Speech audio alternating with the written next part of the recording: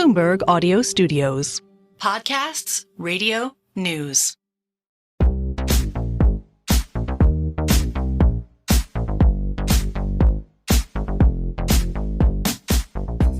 Welcome to Merryn Talks Your Money, the personal finance edition of Merryn Talks Money. In these bonus podcasts, we talk about the best strategies for making the most of your money. I'm Merryn Somerset Webb, and with me today, senior reporter and Money Distilled author John Stepek. Hi, John. Hi, Merryn. So this week, we are answering a question about pension drawdown from Mike. Hi, my name's Mike. I'm from Suffolk, and my question is about pension drawdown. Basically, what's it all about? And most importantly, how do I avoid getting ripped off? Great question, Mike. But you know what? John and I were not quite good enough to answer that one. So we have brought in some extra help. Tom McPhail of the Lang Cat. For 18 years, he was head of policy and lead pension spokesman for the investment platform Hargreaves Lansdown. That's where we first came across each other, isn't it, Tom? In 2021, he conducted an external review of money and pension service on behalf of the DWP, and he has now worked for the Lang Cat since 2021. Right, Tom, drawdown, complicated, frightening. But before we get to it, I want to ask you, if you don't mind, a little bit about the budget. We know that all governments want to take more money out of people's pensions because that is where the money is. There's a lot of money tied up in pensions in the UK. And if you were a government looking for something to tax, you'd look at that big pile of money and go, oh, I'd like some of that. And this government is no different. And of course, a lot of people think that pension tax relief is already too generous. So there may be some changes coming. What might those changes be, and how much should we worry? Yeah, really good question, and we probably should worry, Merryn. Rachel Reeves and Keir Starmer have been channeling their inner George Osborne with a soupçon of Eeyore mixed in there as well. It's all miserable, doom and gloom. You know, we need your money because the last lot messed everything up. We can't take it off the workers, so we're coming for the rich people with their big pension pots. That's the narrative. So, yeah, we should be worried. I think there are four known unknowns around pension taxation in the budget. So I'm just going to quickly run through those. So the obvious ones are income tax relief. They can monkey around with that. All the money goes to higher earners at the moment. And so we need to do something about that. But it's really complicated and difficult and messy. And George Osborne looked at this in 2016 and backed off because it was too difficult and messy. There's lots of money available there, but you'll burn up a lot of political capital if you start messing with the income tax relief. So maybe, but also quite possibly maybe not. A much easier one to tackle, my second option, would be the employer's relief on national insurance on pension contributions. Much easier to get rid of, would raise less money, but still decent, £5 to £10 billion a year. Not nothing by any means, and much easier to implement. So both of those would be very difficult to do immediately. You'd have to say, we're going to do this and it'll start from next April because there's payroll and systems changes would all have to be made. But there are those two. Third option of my known unknowns would be death taxes on pensions. And this is probably my strongest contender here. Really easy to do. You just stand up on the budget day and you say, as of midnight last night, anyone that dies from then on, we're going to take some tax off the residual funds on death, unless you pass it to your spouse. We'll make a spousal exemption, but if you pass it to your kids, we're going to take some of it off you, and we can put in a threshold of $500,000 or something like that. Really simple to do, very different to avoid, other than, you know, drastic measures like going to Switzerland, Dignitas or something, and that seems to be a case of the extreme case of the tax tail wagging the lifestyle dog. So there's that. My fourth option, and the one that's really got everybody anxious of the known unknowns, is pension tax-free lump sum. Quite easy to tackle. You could say, well, we're going to go for the really rich people with £1 million pension pots. Currently, the maximum amount you can take is £268,725. How about we just turn that dial down a little bit? Easy enough to do. It'll only upset the rich people. Problems with that, though. One, it'll upset the public sector workers again, and they don't want to do that. Two, it's retrospective taxation, and that upsets people. And three, the tax-free lump sum is about the only element of pension taxation that people actually understand. So if you mess with that, you've got another slew of bad headlines about how the government's coming after your pensions again. So you could feed it in gently and slowly, but then you wouldn't raise enough money. Now, this is the most difficult of my four because it's the one thing you could do something about. You could just take the tax-free lump sum out of your pension now if you're already over the age of 55. But what if they don't change the rules at the end of the budget, at the end of the month? You know, you're then sitting there with a big bag of money that's no longer in a tax-exempt pension fund, and you're wondering what to do with it. So no easy answers there. There are also finally probably some unknown unknowns, but I don't know what they are. Well, that's both extremely helpful and extremely unhelpful, Tom. Thank you very much indeed. I mean, well, I'm just going to pick you up on one thing. When you said at the beginning that it makes sense to go after the rich because they get nearly all the pension tax relief. They get 64% of the pension tax relief, something like that. I do feel I must point out that the reason they get the most pension tax relief is because they pay the most tax. So that group in the higher and additional rate bands also pay something like 69-70% of all income tax. And that's why they get more pension tax relief. It's not some special algorithm that funnels free money to the rich. It's not that. I don't disagree with you. You're absolutely right in your analysis. And the other thing I think we should point out is about the 25%. Well, it used to be that you could take 25% of your pension tax-free, right? And that was great because it wasn't taxed on the way in and it wasn't taxed on the way out. It was actually one of the only pieces of cash available anywhere in any system in the West that involves money that isn't actively taxed all the time. So that was kind of nice. On the other hand, if you're a government, you could look at that and say, whoa, hang on, totally untaxed money. That's not right. So it makes sense to me that a government of the type you suggest, Keir Starmer's is, would go for that first. So, yeah, that's the bit I would worry about. Luckily, or unluckily, whatever, I'm not quite old enough to access mine yet. So it's not on my own mind, but I bet it's on the minds of lots of our listeners. As someone in their late 50s, I can tell you it is something I've given a lot of thought to, Merryn. Okay, well, maybe we'll do a Twitter poll on that and find out how many people are worried about that. How many people are more worried about that than they are about capital gains tax, which seems to be the thing people are mostly worried about at the moment. John, you were going to interrupt and say something even more helpful than the stuff that Tom has said. Well, the one thing that strikes me as being politically easy, if not easy for everyone else, and actually very frustrating, but very stealthy, the employer NICs, I think is because they announced that on the day. Half of 90% of journalists covering it don't even know what they're talking about, so it never gets into the paper until the end of the week. You can hide the fact that this would technically affect public sector workers too, but you can exempt that in a much less overt way than the tax-free lump sum or the income tax relief. And all that happens is that basically either our auto-enrollment pensions get worse or, our private sector employers pay more. So that I can see that being very appealing. And it is quite a big chunk of change, 5 to 10 billion. Because the problem is also, if you exclude the DB workers from the lump sum and the tax relief, the other thing about the tax relief is a huge amount of income tax relief saving, if you like, actually comes from the DB side, not the DC side. So if you want to make the sums add up there, then you have to include the DB workers, or else it's basically, it's maybe worth doing, but it's certainly nowhere near, because the pension tax relief is constantly quoted as being worth about 55 billion or something like that. But actually, whenever you boil it down, if you start excluding lots of different groups from that, then the actual amounts that are sort of politically easily targetable are much, much smaller. So I think that's the other interesting thing about this.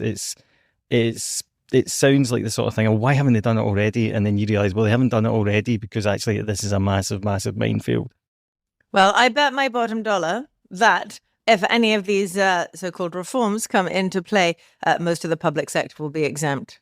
We're going to have to revisit this conversation in a few weeks' time.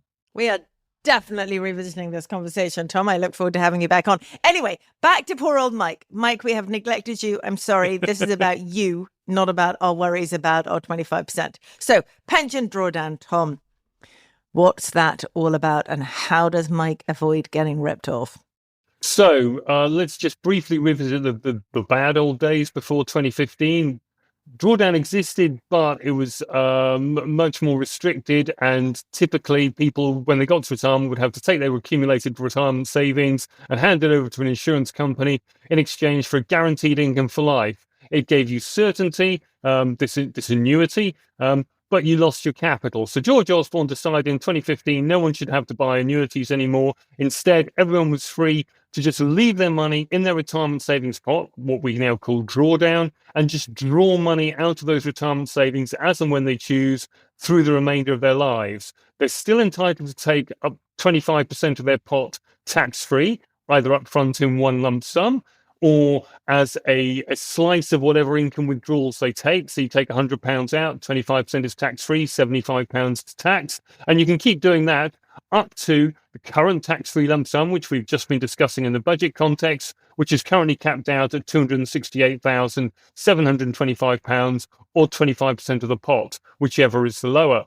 So the joy of drawdown is you have control over your money. It remains invested, it's growing, you draw on it as much or as little as you need for your retirement. The problem with drawdown is it's complicated. It's really difficult to know how much to take out and where to invest your money and how to manage that decumulation of your retirement savings, such as you optimize your standard of living through your retirement without running out of money before you die, given that you don't know when you're going to die. And to be honest, most people are not investment experts. So where do they put the money to minimize the risk and maximize returns and avoid unpleasant things happening? When you're accumulating your retirement savings, you're happy to take investment risk. And if it goes down a bit, well, it doesn't really matter. Once you're retired, your perspective changes. You really don't want to take investment risk because when the money's gone, it's gone. You've got no more income coming in. So it's altogether a lot more complicated. Oh.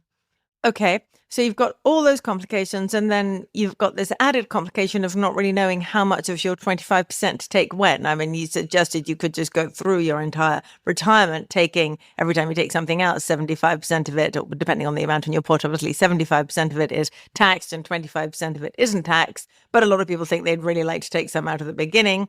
They want to pay off a mortgage or give some money to their children or whatever it is from this tax-free lump sum. And then they're down to, well, maybe they're taking out 90% taxed and 10% not taxed. And I find that kind of confusing. Yeah, absolutely agree with you. And look, I'm probably more familiar with this than most people are. I'm still using a financial advisor to help me plan all of this, partly because I've got better things to do with my life, but also because it's really helpful to have an external objective person helping me to optimize my tax strategy and so on. And I'm not drawing my money yet, but I will do one day soon. And for me, I find it easier to use a financial advisor to do that. But they cost money, and not everyone wants to pay a financial advisor to manage their money for them in retirement. So then you're into the realms of, okay, who's going to actually look after my money for me? And then you're into the realms of an investment platform, such as the guys I used to work with at Hargreaves Lansdown. Other platforms are available. Quite a few of them are cheaper as well. And then you've got to decide where you're going to invest your money on the platform. Are you going to use active managers? You're going to use passive managers? How do you optimize your returns whilst minimizing your risk? Because you don't want particularly volatile investments. You want consistency of income stream to pay you that income you're drawing from your retirement savings. And, you've talked a bit about the tax strategy and how you minimize the amount of tax you're paying. I'm not pretending any of this is simple. There are tools out there you can use. We're starting to see fintechs coming to the fore and offering services to help people do this. There's a company called Guide with 2 eyes in the middle for some reason. They've got some quite nice technology that helps you do all this kind of thing. And the FCA is trying to help those platforms, the likes of Hargreaves Lansdown, I mentioned twice now. We've got to stop doing that. And others who are going to bring in more kind of guidance to help customers as they manage their money through this process. But I don't think it's ever going to be simple.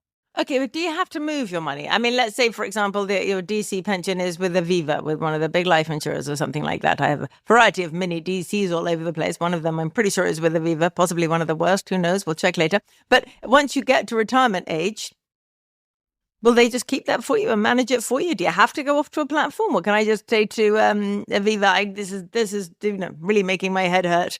Just give me some money every month. I'm sure they would be delighted to help you with that. And Aviva is one of the other financial institutions that definitely does offer a drawdown service. So yeah, you could they would manage that transition for you and help you just draw income from your retirement savings as you wish. So most of the big life insurance companies and the investment platforms, they offer these kind of drawdown services.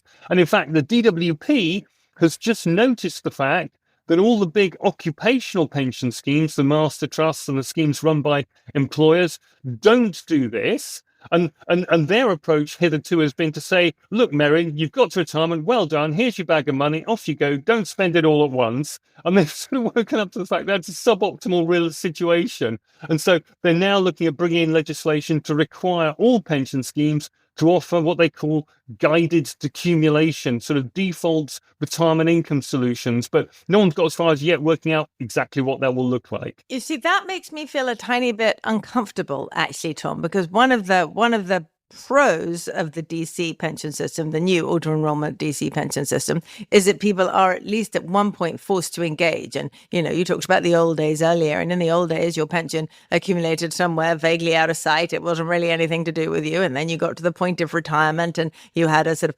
1.5 hour meeting with someone, or you received a letter and you ticked a box and someone provided you with an annuity, and you didn't have to engage, right? It was all done for you by big faceless financial organizations. And if we get back to the point where you have an auto-enrollment pension, which you really don't have very much to do with, I mean, you could, but most people don't. It just happens out of sight. And then there are default options for drawdown.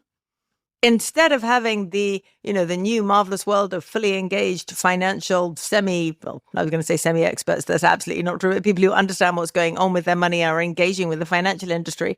We're back to the old days. Any day now, and the government will be requiring everyone to buy an annuity. Well, don't joke about that, Merryn, because I think this government would be quite relaxed about introducing what they would call guardrails or controls or bumpers down the lane to help guide people on their retirement income strategy and avoid the risk of them all running out of money. I don't think there was a legitimate public policy concern that too many people will take too much money out, spend it all, and then become a liability on the welfare state. And as taxpayers, we might have feelings about that. So I think this government is looking in that direction and maybe reintroducing a degree of control around it. We haven't heard it yet, but I'm waiting for that. So that could happen. But in the meantime, I think if they do introduce sort of guided default decumulation type strategies, there will always, I think it's done with the intention of, look, when you knock on the door and say, I need my money now, but I don't know what I'm doing, they will say, okay, well, let's walk you through a decision-making process. Let's funnel you down to an outcome based on maybe a degree of questioning and a bit of interaction, and a bit of people like you tend to do this kind of processes rather than just one day a letter arrives saying, hi, Merryn, we've sorted your retirement income out for you, and here it is. And don't you worry about the charges. We've got that all under control. Yeah, absolutely. That kind of thing. Okay, so a bit of just-in-time education, a bit of nudge. You've got it, yeah. Okay, so what is our final advice to Mike? My final advice to Mike would be, one, talk to PensionWise. It's a free government service that's really helpful at walking people through the decision-making process. It will empower you to have more informed conversations with your pension providers, and it is free. So what's not to like about that, other than you lose about 45 minutes of your life, and it'll probably be time well spent. So I'd encourage you to do that. Think about your standard of living. I think one of the biggest challenges people find as they approach retirement is knowing what income they need to live on and how to build in wriggle room around unexpected costs. And then think about how much certain income you want. What's your capacity for variability around all of that? And then from there, start to think about, okay, do I need some guaranteed income? Do I need an annuity? When does my state pension kick in? If I'm going to go into drawdown, what's my tolerance for charges? Who's offering good service? What are the investment choices? How active do I want to be with managing all of that? Take your time. This needs to run up at it. You can't do all this in an afternoon. And that is why we get in the experts every now and then. Tom, thank you so much for joining us. My pleasure. Thank you. Thanks for listening to this week's Merryn Talks Money. John, would you like to say thanks again? I talked over you. No, I cannot add anything to the expert opinion there. I thought it was comprehensive and marvellous. Thanks for listening to this week's Merryn Talks Money. If you like our show, rate, review, and subscribe wherever you listen to podcasts. And keep sending questions or comments to merrynmoney@bloomberg.net. You can also follow me and John on Twitter or X. I'm at MerrynSW, and John is John_Stepek. This episode was hosted by me, Merryn Somerset Webb. It was produced by Summer Sadi, production support by Isabella Ward, and sound design by Blake Maples. And special thanks to Tom McPhail and, of course, to John.